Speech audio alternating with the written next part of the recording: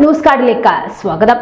കണ്ടവരുടെയെല്ലാം കരളലിയിപ്പിച്ച video ആയിരുന്നു Thrissur ആനക്കോട്ടയിലെ ആനകൾക്കുണ്ടായ ക്രൂരമർദ്ദനത്തിന്റെ video.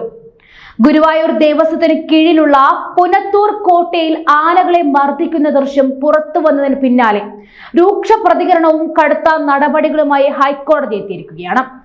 ആർക്കാണ് ആനക്കോട്ടയുടെ ചുമതലയെന്ന് ആരാഞ്ഞ കോടതി ആനകളെ മർദ്ദിച്ച സംഭവത്തിൽ ആർക്കൊക്കെ എതിരെ നടപടി എടുക്കേണ്ടതെന്നും ആരാഞ്ഞു. എന്താണ് ആനക്കോട്ടയിൽ നടക്കുന്നതെന്നും അറിവുണ്ടോ എന്നും ഗുരുവായൂർ ദേവസ്വത്തോട് കോടതി ചോദിച്ചു. മാനേജിംഗ് കമ്മിറ്റിക്ക് ഇതിൽ ഉത്തരവാദിത്തം വേണ്ടതല്ലേ എന്നും ആരാഞ്ഞു. ആനകളുടെ സംരക്ഷണം സംബന്ധിച്ച എല്ലാവിധ ഉത്തരവുകളും പാലിക്കപ്പെടുന്നുണ്ടെന്ന് ഉറപ്പാക്കണമെന്നും കോടതി ദേവസ്വം ബോർഡിനോട് നിർദ്ദേശിച്ചിരിക്കുകയാണ്. ആനകളോട് ക്രൂരമായി പെരുമാറുന്നവർക്കെതിരെ കടുത്ത നടപടികൾ ഉണ്ടാവണം. ഇരുമ്പ് തോട്ടി ഉപയോഗിക്കുന്ന പാപ്പാന്മാർക്കെതിരെ കർശന നടപടി വേണം. ആനക്കോട്ടയിൽ CCTV സ്ഥാപിക്കണമെന്നും കോടതി നിർദ്ദേശിച്ചിട്ടുണ്ട്.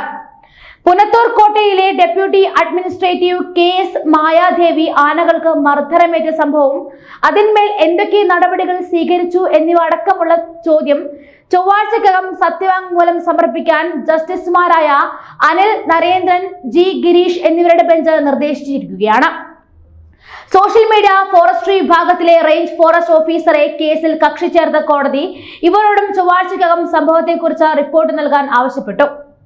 ഡിവിഷണൽ ഫോറസ്റ്റ് ഓഫീസ് ഫ്ലൻഡിംഗ് സ്ക്വാഡിനെയും കേസിൽ കക്ഷി ചേർത്ത ഹൈക്കോടതി ഇന്ന് പുനത്തൂർ ആനക്കോട്ടയിലെത്തി പരിശോധന നടത്തുവാൻ നിർദ്ദേശിച്ചിരിക്കുകയാണ്.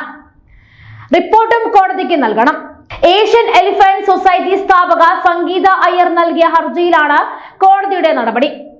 പുനത്തൂർ ആനക്കോട്ടയിലെ ആനകളുടെ പരിപാലനം കൃത്യമായി നടക്കുന്നുണ്ടെന്ന് ഉറപ്പാക്കണമെന്നും ആവശ്യപ്പെട്ടുകൊണ്ടായിരുന്നു സംഗീത അയ്യർ ഹർജി നൽകിയത്. തമിഴ്നാട് മുൻ മുഖ്യമന്ത്രിയായിരുന്ന ജയലളിത നടക്കിരുത്തിയ കൃഷ്ണ എന്ന ആനയ്ക്കും കേശവൻകുട്ടി എന്ന മറ്റൊരു ആനയ്ക്കുമായിരുന്നു പാപ്പാന്റെ ക്രൂരമർദ്ദനമേറ്റത്. ഒരു മാസം മുൻപ് നടന്ന സംഭവത്തിന്റെ ദൃശ്യങ്ങളാണ് ഇപ്പോൾ പുറത്തു വരുന്നതെന്നും പറയുന്നു. എന്നാൽ ഇതിനിടയിൽ വീഡിയോ ദൃശ്യങ്ങൾ പഴയതാണെന്ന റിപ്പോർട്ട് വന്നെങ്കിലും ആനകളെ ഡോക്ടർ വന്ന് പരിശോധിച്ചു. ക്ഷേത്രം ശീവേലി പറമ്പിൽ എത്തിച്ചപ്പോഴായിരുന്നു മർദ്ദനം.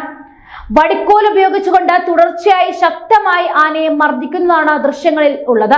കാട്ടിൽ സ്വസ്ഥമായി വിഹരിച്ചിരുന്നവയെ നാട്ടിൽ കൊണ്ടുവന്ന് മനുഷ്യന്റെ അടിമകളാക്കി വളർത്തുന്നത് തന്നെ തെറ്റ്. അതിന്റെ കൂടെ തന്നെ കൊടിയ പീഡനം അവർക്ക് നൽകുന്ന ഇവരൊക്കെ എന്ത് പേരിട്ടാണ് വിളിക്കേണ്ടതെന്ന് അറിയില്ല.